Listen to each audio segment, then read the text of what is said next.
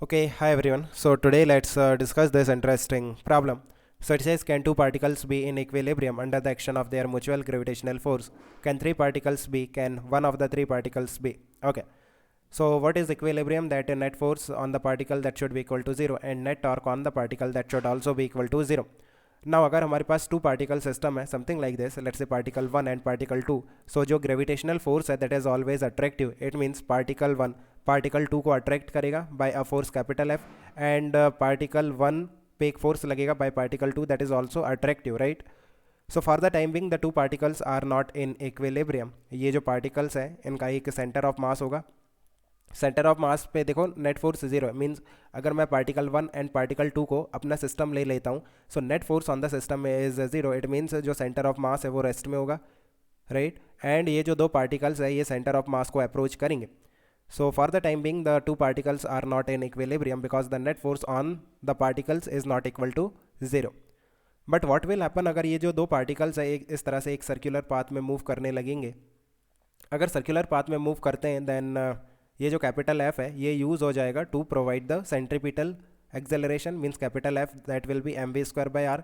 But अभी भी net force on the particle is not equal to zero from the frame of reference of the ground. Ground के frame से अभी भी particle का एक सेंट्रीपिटल एक्सेलरेशन है. It means net force on the particle is still not equal to zero.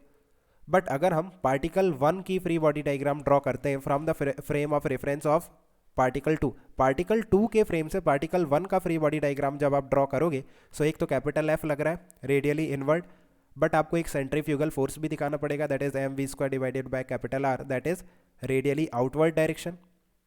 सो अभी net force zero हो गया पार्टिकल 1 पे, राइट.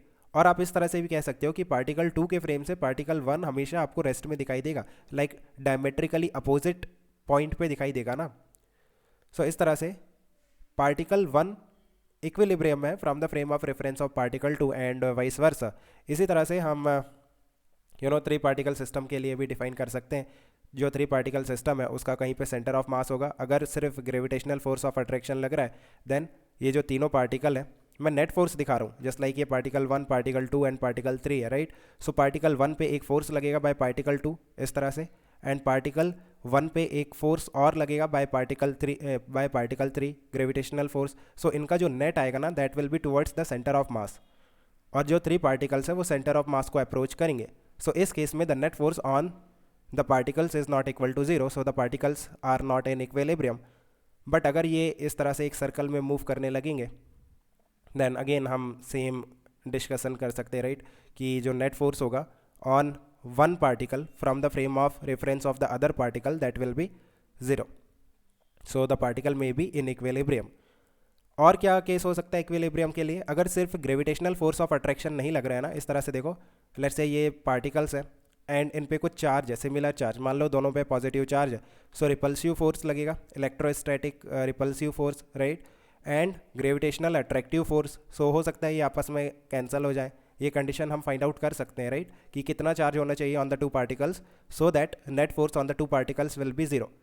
मीन्स जो ग्रेविटेशनल फोर्स है वो बराबर हो जाएगा इलेक्ट्रोस्टैटिक फोर्स के. सो इस तरह से भी हो सकता है. और अगर हमारे पास थ्री पार्टिकल सिस्टम है सो एक पार्टिकल को हम रेस्ट में ला सकते हैं. आप देखो इस तरह से let's say particle 1 particle 2 and particle 3.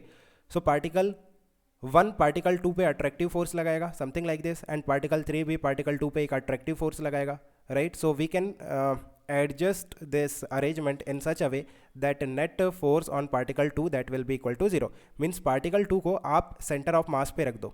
Means particle 1 और particle 3 का जो center of mass होगा ना, उस center of mass पे अगर हम particle 2 को रख देंगे then particle 2 rest में होगा, right, और particle 1 and particle 3 center of mass को approach करेंगे.